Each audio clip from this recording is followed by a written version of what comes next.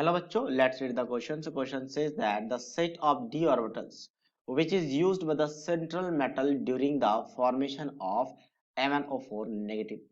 तो कौन से सेट ऑफ क्या पूछा आपके पास ऑर्बिटल्स हैं D orbitals basically central metal के पास जो कि इस कंपाउंड को बनाते हुए यूज किया गया है। सो इस अगर कंपाउंड की बात करें तो ये थोड़ा सा अलग तरह का हाइब्रिडाइजेशन शो करता है, हम इसके यहाँ पे डिस्कस करेंगे। सो सबसे पहले हमें इसका ऑक्सीडेशन स्टेट निकालना है by assuming this as X. Oxygen के लिए 4 है और यहाँ पे एक ऑक्सीजन का होता है oxidation state -2 and that will be equals to जो भी बेसिकली कंपाउंड में चार्ज है इक्वल्स टू लिखा जाता है। तो x यहाँ पे आ जाएगा आपका +7, मतलब यहाँ पे मैग्नीज में +7 का ऑक्सीडेशन स्टेट है। तो Mn की बात करें एटॉमिक नंबर होता है इसका 25, जो कि इलेक्ट्रॉनिक कॉन्फ़िगरेशन लिखा जाता है आपका 3d5n4s2। हालांकि आर्गन यहाँ पे लिखा नहीं है, आर्गन इसका नियरेस्ट नोबल गैस कॉन्फ़िगरेशन है 18 होता है, उसके बाद ये लिखा जाता है, बट इसकी कोई काम नहीं इसने नहीं लिखा।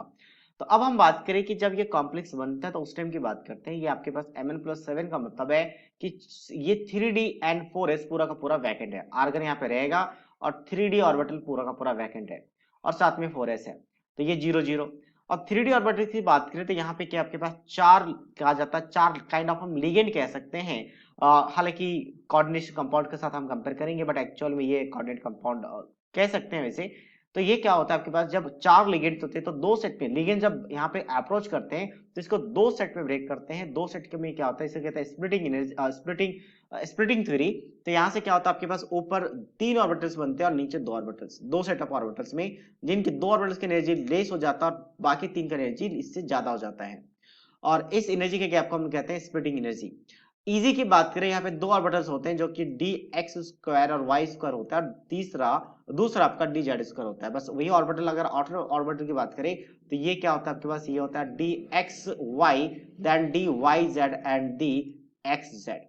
सो जनरली वैसे अगर हम बात करें यहाँ पे आपके पास 4 कोऑर्डिनेशन नंबर है तो आपका यहाँ से होना क्या चाहिए था, यहाँ से आपका होना चाहिए था sp3।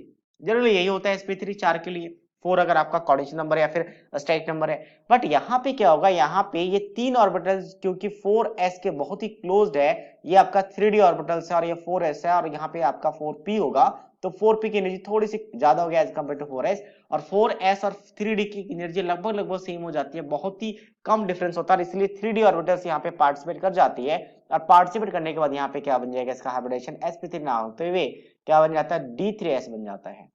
तो अब कौन कौन सा ऑर्बिटल यहाँ पे पार्टिसिपेट किया, dxy yz एंड zx, ठीक है, जो कि ऑप्शन नंबर बी के साथ मैच कर रहा है। तो that means option B is the right answer of this question. So I hope you understood it well. All the best.